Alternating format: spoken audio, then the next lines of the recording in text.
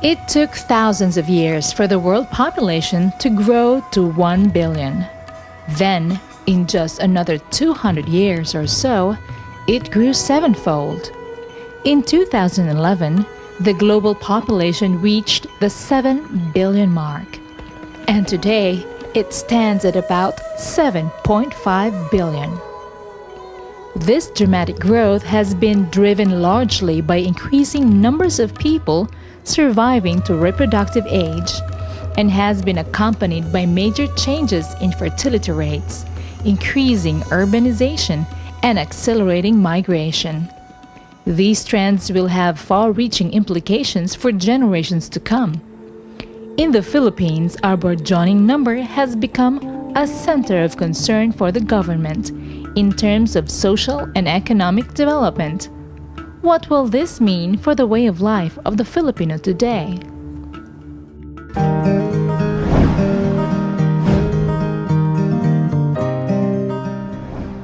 Welcome to Dynamic Living the Total You. Dear viewers and listeners, both on the TV, on the net, and the radio, that we broadcast to you our episode for today, the Philippine population and the nation. We'd like to know and understand what these numbers in our population and how it will impact our society in general. I am very much honored to have with me here in the studio our very own Executive Director of the National Commission on Population, Dr. Juan Antonio Perez III. Dr. GP, magandang araw po sa inyo. A good day, Dr. Jean.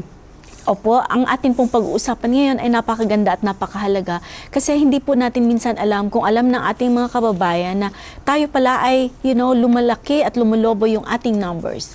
Yes, actually, as of today, I looked yesterday sa aming population clock.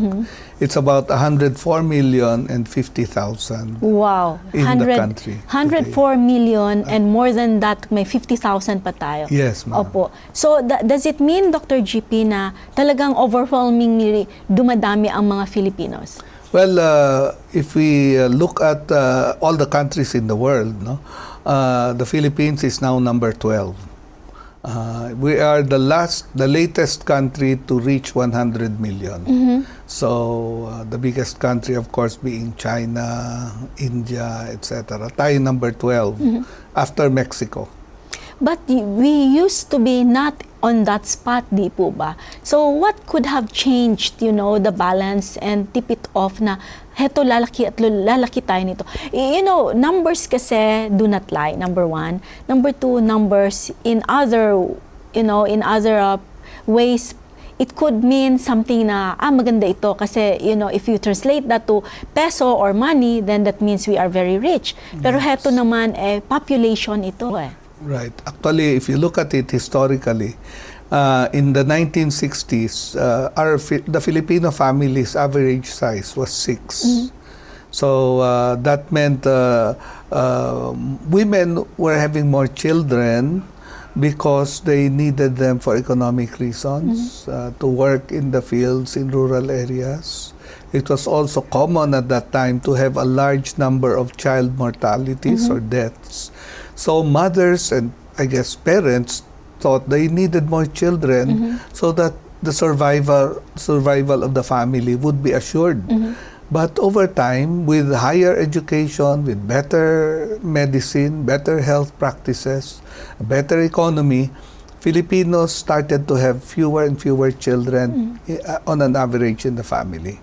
And we are now at a stage where Filipino families on the average have 3 children. Filipino mothers have 3 children in their lifetime, during their reproductive age lifetime. But still, having 3 children in one's lifetime still makes the Philippines one of the most fertile countries in Asia. In terms of population? Yes, because 3 children still means that the mother has to work, the father has to be working, and they have to have a good income to support that number of children. We have noted that countries that reached an average family size of 2 were the countries that took off economically. So countries like Japan, Korea. They reached that level of 2 around in the 80s, 90s in the previous century. And their economies took off. Basically because you need smaller families but productive families to make your economy Very strong also and stronger. robust. And we call that a demographic dividend. And if you achieve that and you're able to stabilize your economy, you will have a good economy for 2 generations. That's what people predict. And that's what we're seeing in Japan, Korea. And even in Singapore, di po ba? Yeah, Singapore also, to some extent, Thailand has also achieved that. Malaysia is close to that. So, all of these countries have, we call it total fertility rates of less than 3 children per family. But the Philippines is still there, up there with an average of 3 children per woman. And yung sinasabi niyo pong average, heto sa ngayon, pero we do still get families that are more than 3 ang kanilang mga kabataan, di po ba? So sir, ang sa worldwide na ano natin is the growth rate is 1.1%, the average, di po ba? Pero tayo sa Pilipinas po, having reached that far, 100 million and more and counting, yung ating growth rate, how would you peg that? Well, our growth rate based on the last population census of 2015 is 1.72. So we're still higher. We're still very high, yes. Yeah, with regard pala to family size, while I'm saying that 3 is the average, we know that the poorest families have 5 children. And even average. more, di ba? 5 or more. So they're having 2 or more children than the women actually want. Because we also ask women in surveys, how many children do you want? It's between 2.5 to 3 children. On the average also, we found out that the men want more children Than the women. Than the women.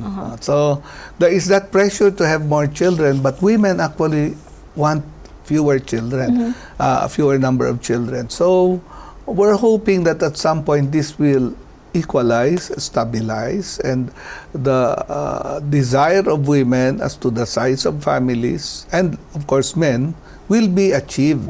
So, and this is what our program is all about, to help women and men achieve their desired family size. Pero pag sinabi niyo po kasi na both men and women achieving that desired number or number of children that each family can have, awareness and information should be directed not only to the women but to the men of the family also. Yes, actually our campaign is based on a couple.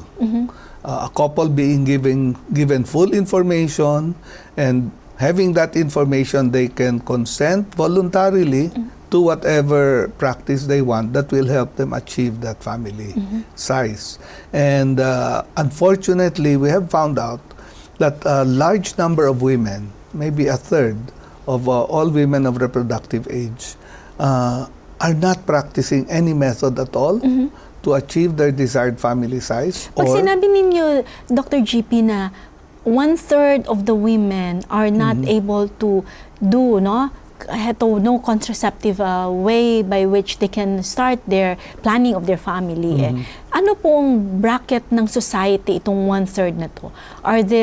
Do these women belong to those who are in the higher bracket, meaning to say those who are educated, those who are in the higher economic strata of society, or heto lahat, pangkalahatan to, whatever educational background you may be? Well, there is a bias towards the ones who have the least education have the greatest need for contraceptive methods that are working.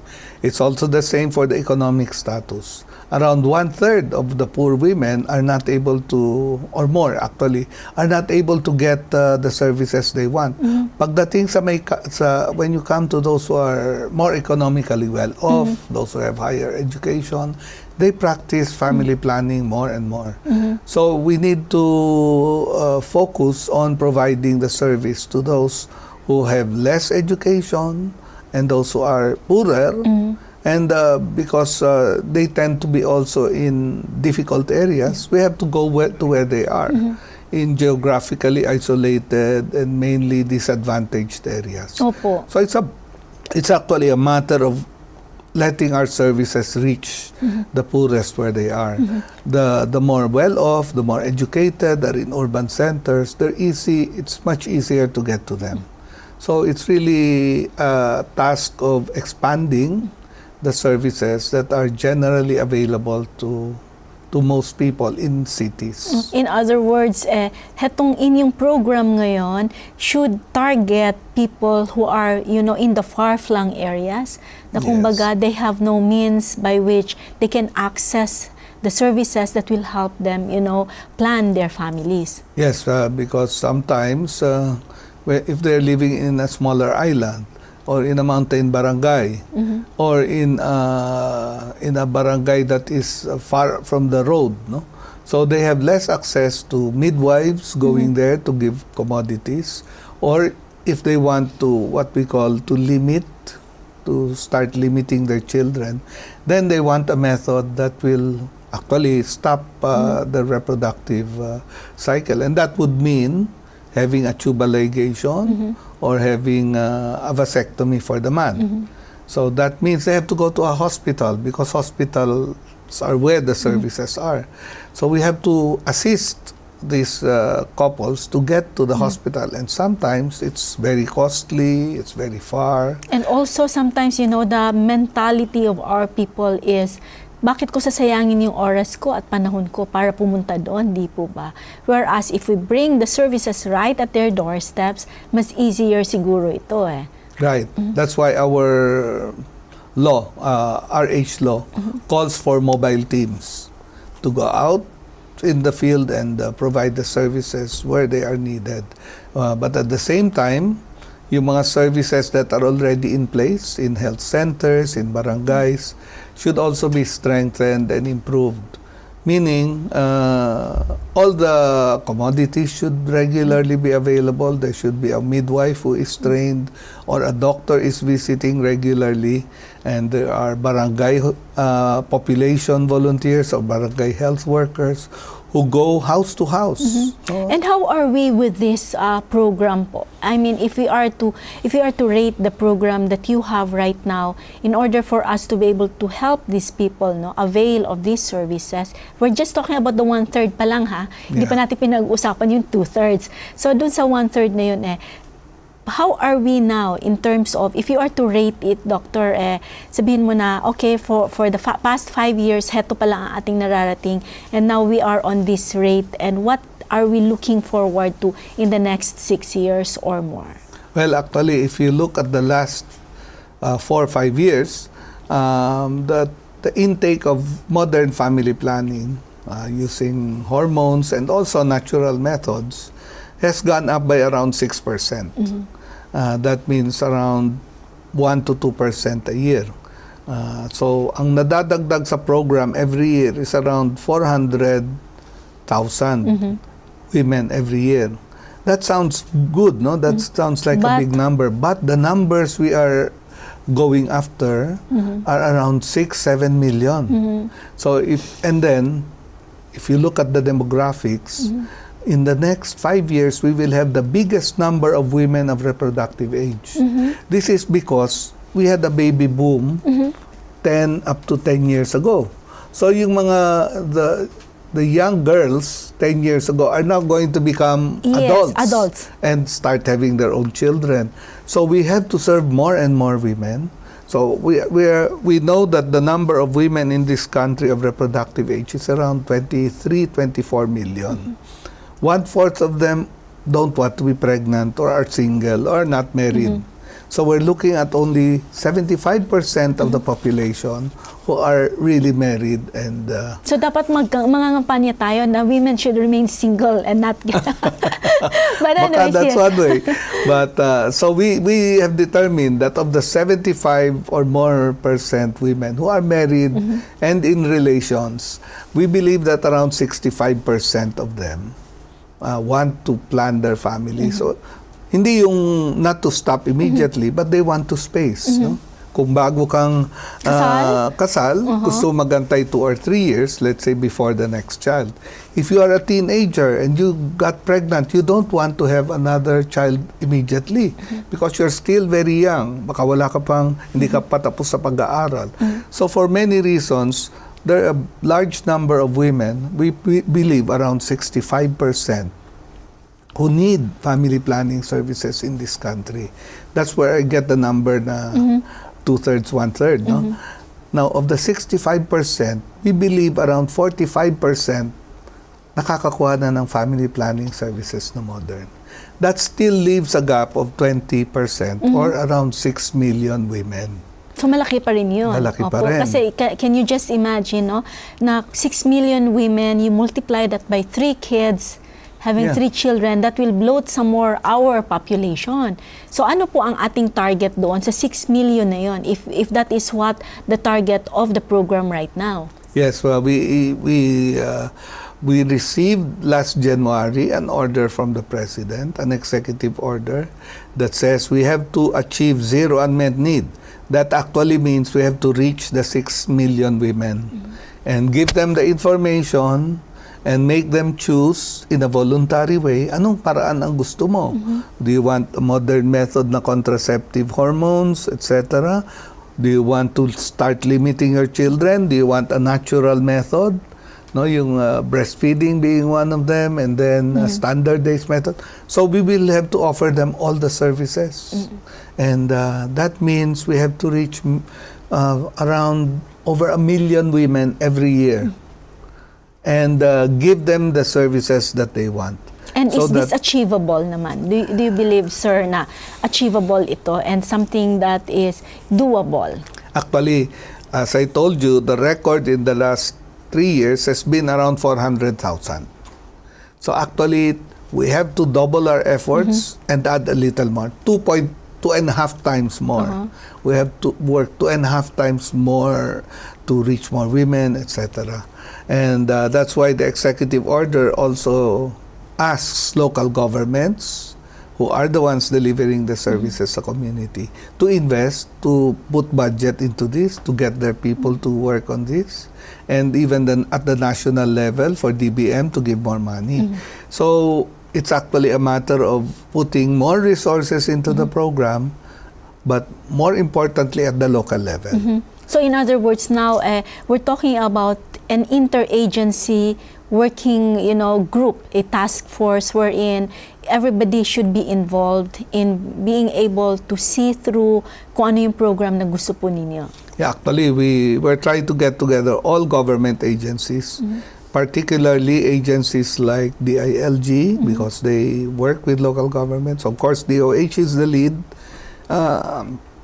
Department of Education, because they reach out to the younger people, the SWD, and local governments in general.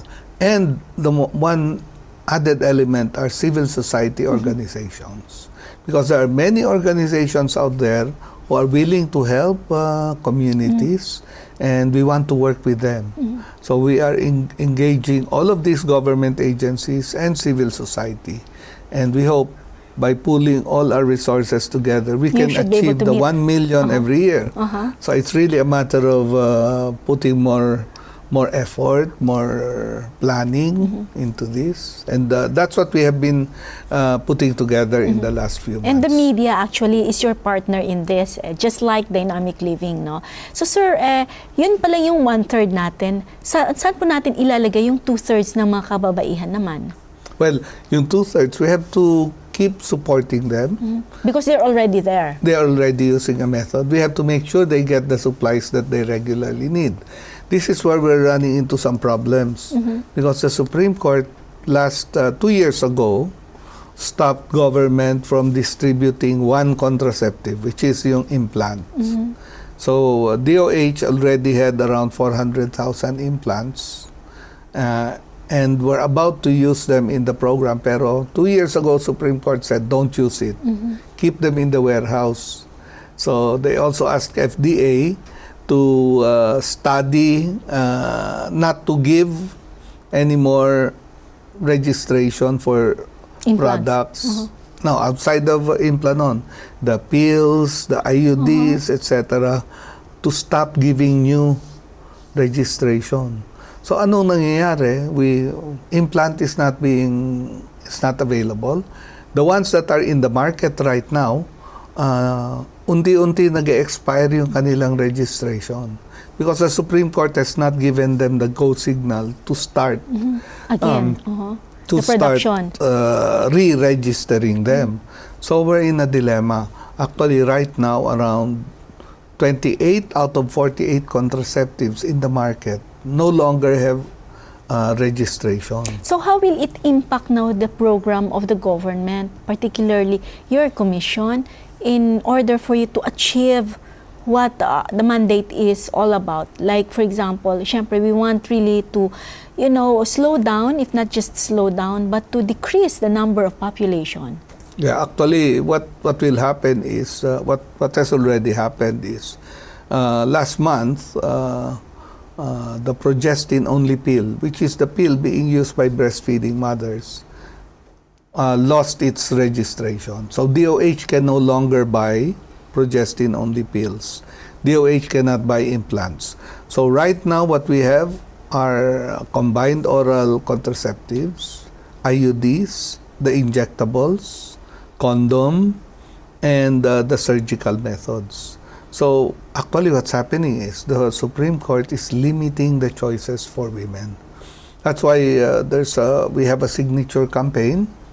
We have gathered around 300,000 signatures and 30,000 signatures online asking the Supreme Court to lift the TRO before it becomes the family planning program is left with only 2 or 3 methods.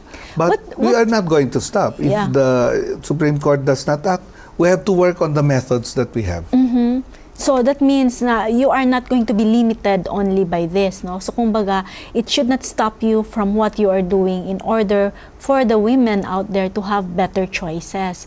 So heto po ba ang ating ginagawa, kasama po ba dito ang, making the women aware or the people in general aware why, trying to curb the increasing number of people or population is very important. Well, what we do is, one half of our program is what we call responsible parenthood. So when we go out to the communities, either in classes that we hold with the SWD and other organizations, or when we go house to house, we first talk about responsible parenthood. Having a number of children that you can support, that you can provide food for, that you can provide education for, rather than relentlessly having one child after another without thought as to what kind of a quality life one would offer for your children. Even among the Muslim communities that I talk to, they talk about having a quality life. That is what their Quran tells them. Yet, if they have too many children and they too cannot young, give that. they cannot achieve a quality life. So most communities understand the responsibility that parents have for their families. I feel that the only reason why they're being held back is because there is misinformation. Couples are not being reached by the services that are available. Misinformation actually is a very big problem. Women think that if they have, let's say, the implant and they do not have a mens, they're going to be sick. Because the blood is all inside their body, things like that. When the reality is, they do not have menses because the uterus does not need to shed every month. So it's a matter of giving information properly. For example, they will say, I had an IUD and I had a cancer, and I know of an aunt who had a cancer because of the IUD. But that there is no evidence for that. There is every evidence, even that modern contraceptives, the pill, prevent different types of ovarian and uterine cancers. That is really true. Even breast cancer. Yes, breast cancer is less prevalent among women who breastfeed. You have better children as an outcome. And we are promoting breastfeeding as a part of the family planning program by doing breastfeeding in the first 4 to 6 months of your child's life, exclusive breastfeeding. So all of these things need to be, combated. You need to give better information. And I think doctors, health workers have a big role there to play in giving the right information. Actually, to women. Dr. GP, hindi lang dapat tayong nasa medical field Right. who should be giving the information, but rather we should be able to reach out to those who are in direct communication with these people na we would want to reach, di po ba? Yeah, anyone who has a platform to reach out to women and men in our communities should have the kahit na konting responsibility to give out the correct information, not to provide Misinformation. yung parang things that come at the top of their head, and they should be able to guide people to where services are available. That's why it's important that media, that all types of avenues should be used for this. We'll take a very short break, Dr. GP, and when we return, we'll continue on with our discussion here, how we would be able to help our country, considering that with the increasing number of people or overpopulation, will also impact the quality of life. Please stay tuned. The Commission on Population, also called POPCOM, is the main policy, program, and coordinating body of the Philippine Population Management Program of the Philippines. Her program has 3 components, namely responsible parenthood and family planning, adolescent health and development, and population and development integration. AHD's main concern is to contribute to the total well-being of young Filipinos ages 10 to 24 through their sexual and reproductive health needs and concerns. With the steady climb of teen pregnancy, early marriages, and sexually transmitted infections and HIV/AIDS, the adolescent health is the focus of many initiatives in the hope of stemming the tide that negatively affects the overall growth and development of this sector. The Commission on Population. Empowering Filipino families. For more information on how you can be part of this positive change, check out www.popcom.gov.ph, main mail at popcom.gov.ph, facebook.com/Commission on Population. Sumasang-ayon ka ba na bilang Pilipino, mabilis po tayong dumarami sa maikling panahon? Para sa akin ay ayos, okay na rin kahit hindi. Dahil mahirap Pag marami na yung tao, mas minsan yung ekonomiya kasi bumababa. So ayun, so nagkakaroon ng damage dun sa family natin. For example, kulang na ng trabaho. So sobrang mahirap ang buhay, kaya sana kaunti na lang tayong Pilipino. So, what do you think yung naging problema na parang sumasama nito? Sa pagkain, trabaho, simple naman. kawawa yung family siguro, for especially dun sa mga premarital sex ganun. So parang pag maagang nabuntis, so nagkakaroon ng sa budget, ayun. Yung iba, karamihan, hindi masyado nakapag-aral, trabaho, tsaka yung... Sa tingin mo, ano yung mga advantages sa pagiging maraming tao ng sambayan ng Pilipino? Wala akong masyadong advantage dyan. Sige, basta bahala na lang kayo. Advantage. So siguro kung nagkaroon man ng malaking population, so I guess mataas na hope para sa mga next generation if ever man na mapalaki ng mas maayos and masupport ng government if ever. Ganun. Kasi kaya gusto ko rin dumami tayo. Unang-una, kita mo naman, sample na lang, ang China, nakita mo. Sa dami laki ng populasyon ng China, ang mga sundalo na, halos 1 milyon na yata. Ay, 1 bilyon na. Yun lang ang kagandahan ng laki ng populasyon. Yun nga lang, siyempre, tayo mga Pinoy, kapos tayo susuporta sa ating mga Hindi katulad ng China, kaya nilang supportahan yung kanilang di ba? Sa atin, tayo kulang na kulang. Yun ang pinaka lang natin doon. Pero mas gusto ko yung advantage na dumami tayo.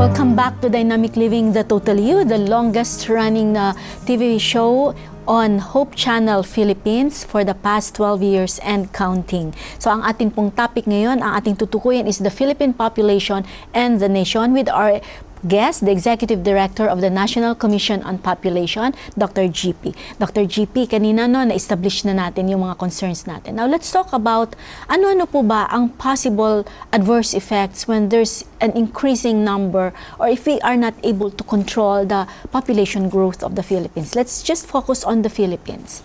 Well, generally speaking, if you are not able to address the issues related to population, the most immediate effect is that young people, particularly those who are entering employment, will not be able to find jobs because the economy is not able to produce enough jobs.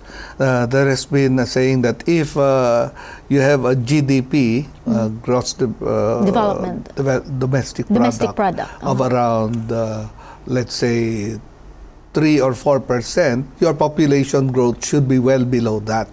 Should never be above that. Or the growth of jobs should be greater than the number of people entering the workforce. And what's happening in many places in the world, including the Philippines, is that it is the young people who are not able to find good jobs or any jobs at all.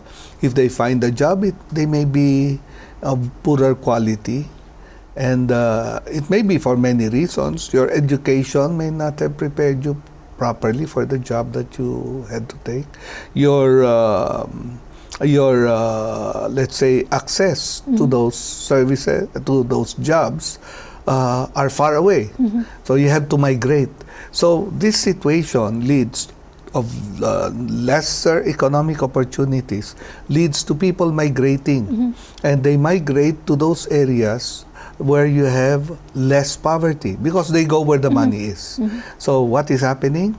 Right now, many Filipinos, young women in particular, because they're the ones who appear to be the most mobile, those who have graduated high school, look for jobs, they come to Calabarzon, which is the area where they find the most jobs. Some Manila, NCR, it's only a secondary choice right now.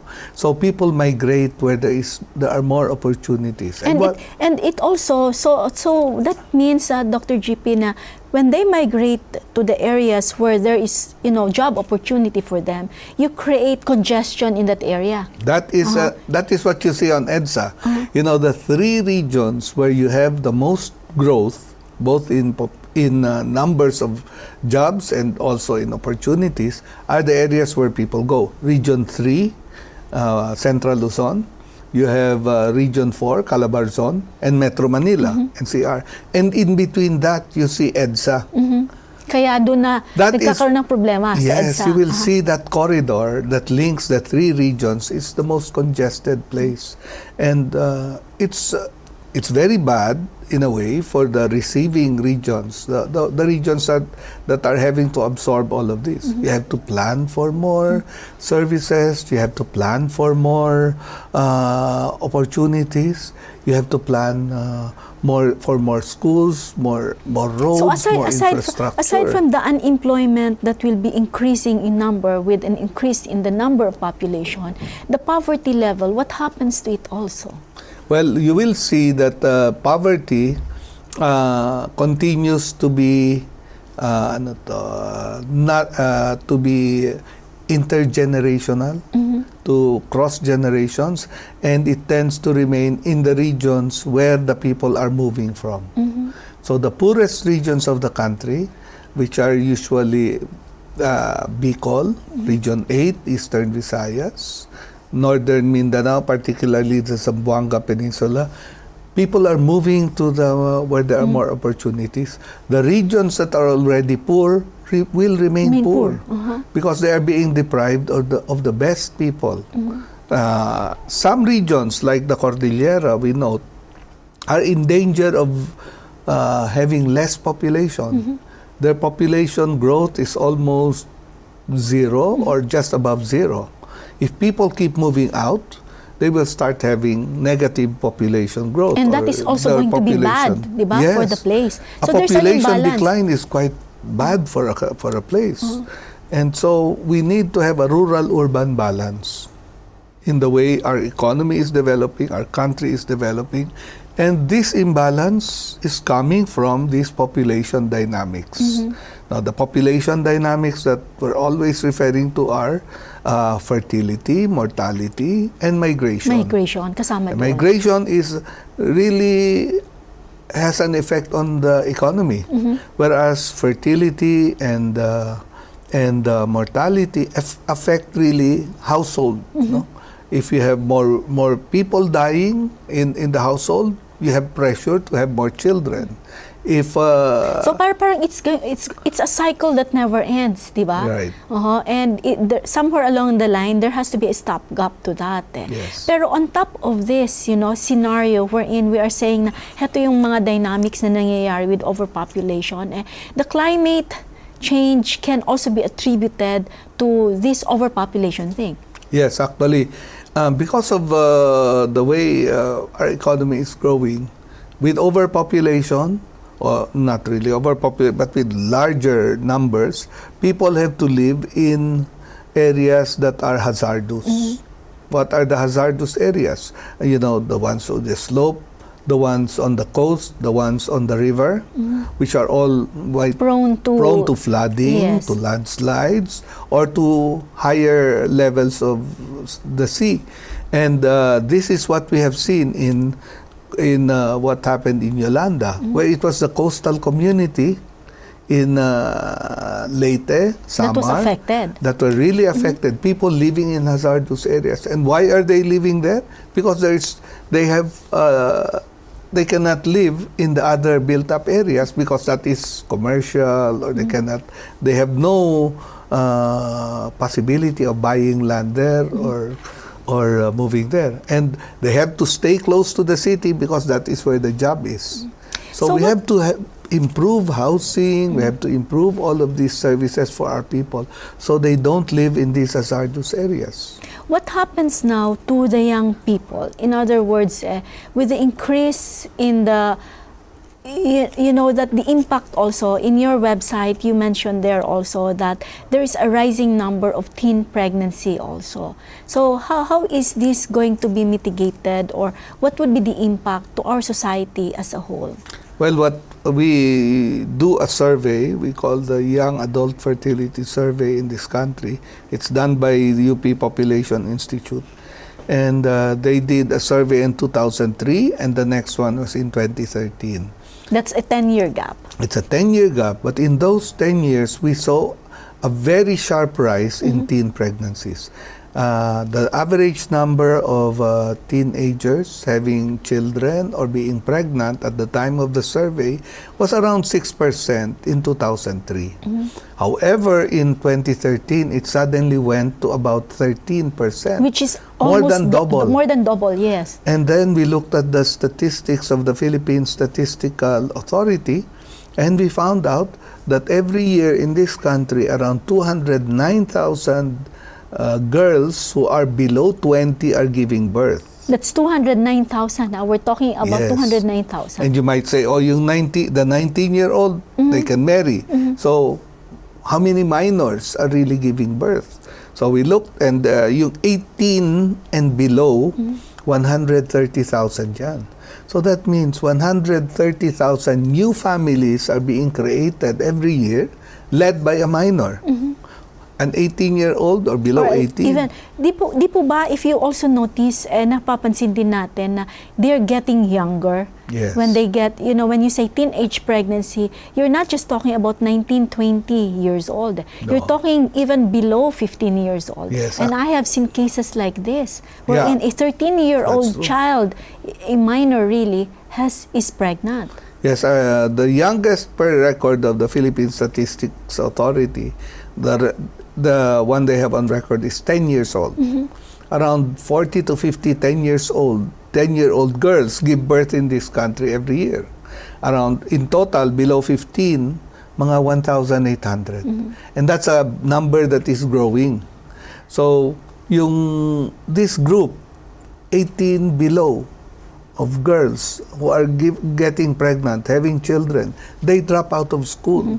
What would cause kaya this rising number of teenage pregnancy, or teens or very young people, young women to becoming pregnant? Do you think that media has something to do with it, or do you think that the less education they have, the less awareness they have, will contribute to the rising number of teens getting pregnant? Well, the numbers were, let's say the factors were different in different regions, but on an average, between 2003 and 2013, we noted that there was a rise in social media. Around 80% of young people have phones.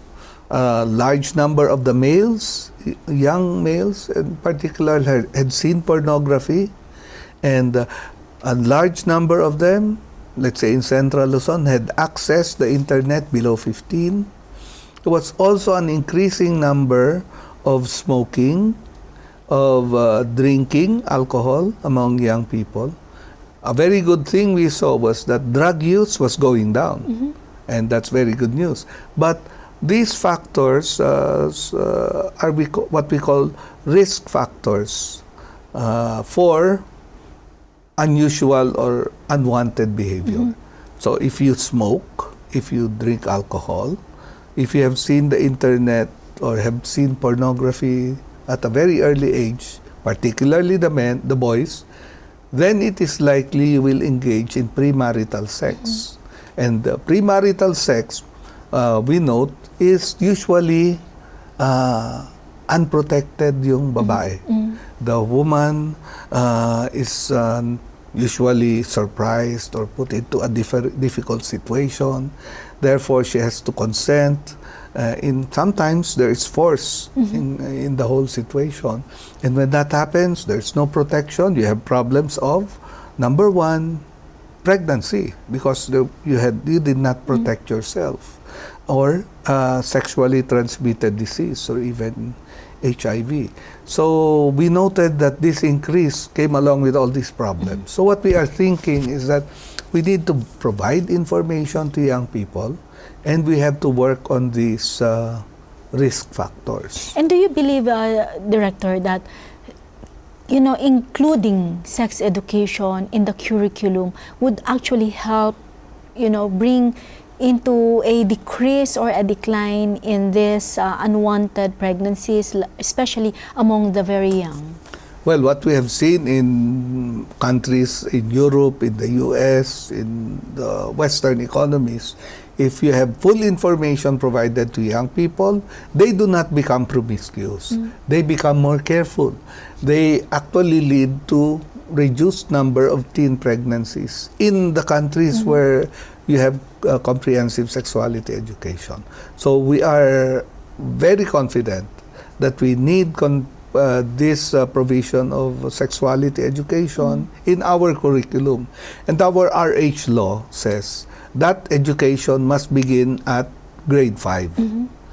But when I talked to them, they said they even start earlier. Even grade 1, grade 2, they will talk about what is a good touch and what is a bad touch, particularly for the girls, so they can say no. So a part of this is actually not only giving knowledge, but also empowering young people To so be that they able can to say think, no. yeah, that's These true. are life skills that they need to fight this problem. If you do not give that, then I'm afraid that our young women will always be forced to say yes when they want to say no. So it's actually equipping them with skills that will help them along, as they grow up. Yes. But we also know that the reproductive health law is, having its advocates, and there are also people who don't really support that. What is your understanding of this, Director? Well, right now, we have problems in the implementation of the law, particularly when it comes to the family planning program. Because the Supreme Court has limited the options for the DOH, for the Food and Drug Authority, to continue to approve contraceptives. However, on the other hand, things like comprehensive sexuality education. DepEd continues to work with that. There's no problem there. We can continue to work on HIV, address the issues there, because we are seeing the increase of HIV in 15 to 24 years old. That is where it's going up. Yeah, there's an increasing in the number of cases that we do get to see even in the hospital setting. Yes, violence against women and children is another thing that's being addressed by the RH law. So we continue to work with that, with the SWD, with the Commission on Women, and generally child health is being addressed by the health program.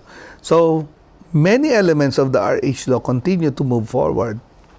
But we feel that the most important one, which is the provision of RH services, reproductive health services, family planning, is the one that's being impeded. So we are hoping that the Supreme Court is able to see our point here, and that they're able to say, okay, we will not lift the TRO, but FDA has to do something. We have no problem with that. If they have to review their processes, DOH has to come up with other guidelines, I think that can be done. So I am very optimistic that we will have a good outcome for the work that we do in the next few years. So, bali Dr. GP, with that, no, thinking na there must be more to do for us in order for us to educate the people. Ano po talaga ang major role sa tingin ninyo kayong nandoon ngayon sa National Population Commission? Would you say na yung inyong papel or kahalagahan na inyong mga ginagawa will really truly help our people in order for them to understand na heto, hindi dapat tayo talaga dumami ng ganito kadami pa in the next 10 years. Otherwise, we will have more problems. Yes, actually, our work particularly is to support the health services in the provision of services. So kami, what we do is to go to the people directly at the community level, talk to them, go house to house, or put them together in classes, and then give the information on responsible parenthood, number 1, and on family planning, number 2. We also engage couples through pre-marriage counseling, which is a requirement before you get married. Yes. And in Muslim communities, I think it's more post-marriage counseling, because under the Muslim laws, you cannot bring them together before they are married and talk about these things. So all these avenues are being covered. We also reach out to our indigenous populations. We have also ways of reaching out to young people, because we're particularly concerned about young people, because itong 15 to 19 years old, this is where fertility is going up. Yung mga kababaihan 20 to 30 to 35, bumababa ang fertility nila. Although that is where you have most pregnancies, but it's the young people who start at an early age, and if you start at 15, you have 30 plus years of reproductive life ahead of you. And if you get pregnant every 2 years, you can just imagine how many children you will have, no? So, Yes. Dr. GP, if we continue on with the rate that we have, more than 1.7% no, per year growth rate, how would we be in 10 years' time? Well, actually, we have a projection to 2045. By 2045, we will have 145 to 150 million Filipinos. And that is a very large number to deal with for a country that is still in a developing stage. So what we are doing is we are trying to achieve a lower fertility for our women by 2022, meaning we have to increase the number of women on family planning to about 65%. As I said, we're still at 45. Bring it up to that number. That will impact over time to fewer children, fewer number of children among couples. And we hope by 2025, rather than 2035, which is the time when we will reach yung stability. That is what the Statistics Authority predicts. We can move it 10 years earlier, actually. That is what we hope, and if we're able to do that, we can reduce poverty from 21% right now to about 14%. And it will go even down faster, down even faster if Yeah, we're because able if you to achieve that. notice, Dr. GP, from our discussion, you know, the economy or economic progress of a society is actually closely linked with its population. Yes. Many economists believe that if you have a large number of people of productive age, these are the people between 15 to 65.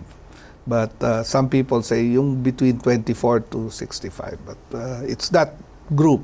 They are the productive force of any country. And what we need to do is harness all of these productive people. Right now in the Philippines, 62% are in that group.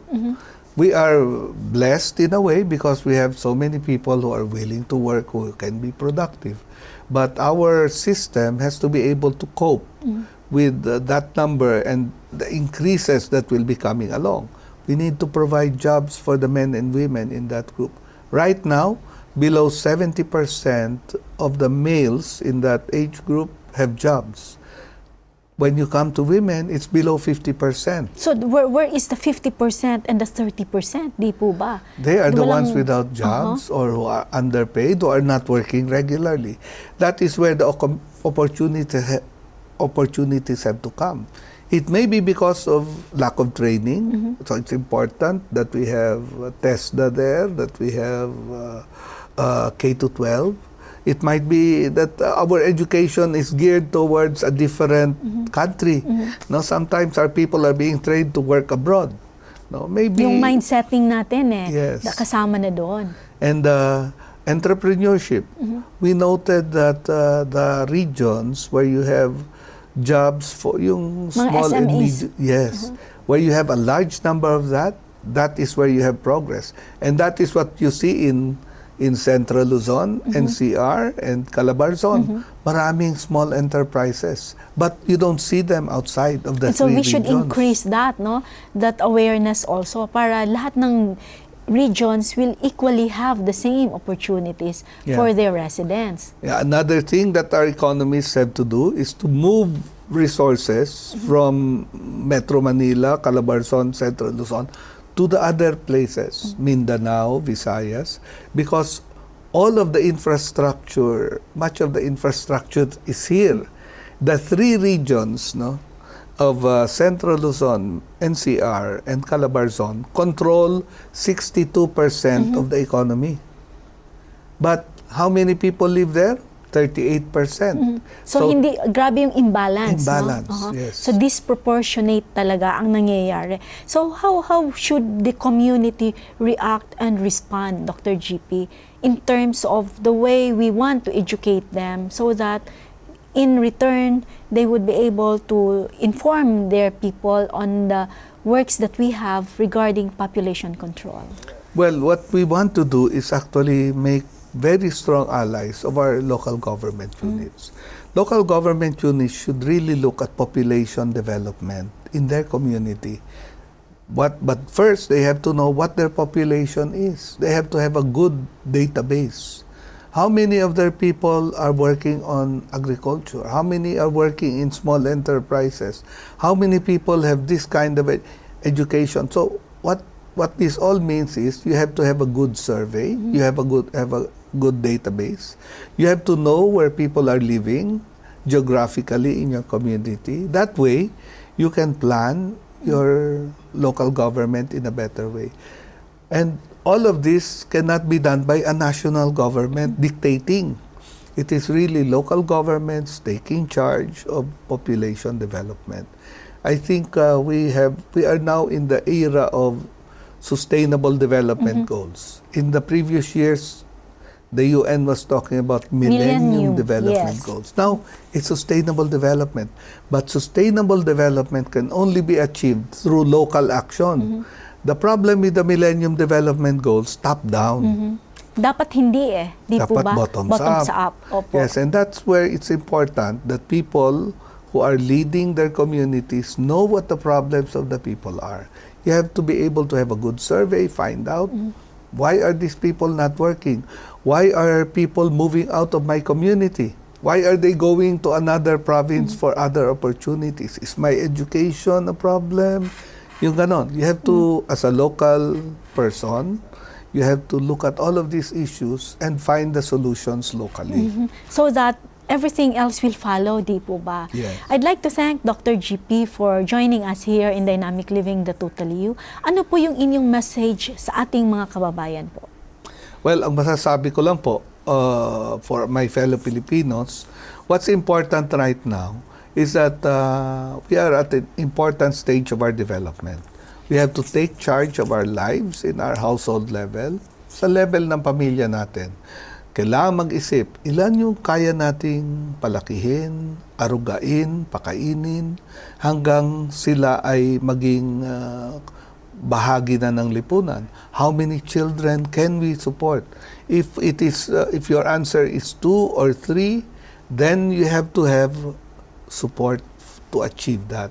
And we in the Commission on Population, in the Department of Health, in local government, we are here to help you achieve whatever you want. If you want to space, limit, or even to continue having more children, we are here to support you. Okay. Marami pong salamat. Opo. Dear viewers, remember this, that it is actually a choice. And so if we choose to limit the number of children that we can raise, not just raise, but we can nurture and love and make them part of society, then we have the different options laid down for us. Responsibility is on each one of us, and this is actually a work in progress wherein each member of the community and the family and society should work hand in hand. And even in Psalm 100 verse 3, it says here that know that the Lord is God, it is He who made us. Magandang araw po sa ating lahat. Dynamic living, making the best of you on fire. Dynamic living, sharing the faith, we're giving the love and bringing the total you. If you have been blessed by this program, share hope and help us continue to bring hope everywhere. Send your donations to South Philippine Union Conference through any of the bank details shown here.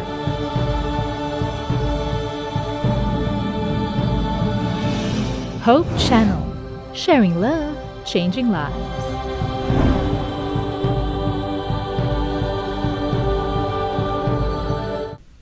Aduna ka ba'y buot masayran sa kinabuhi?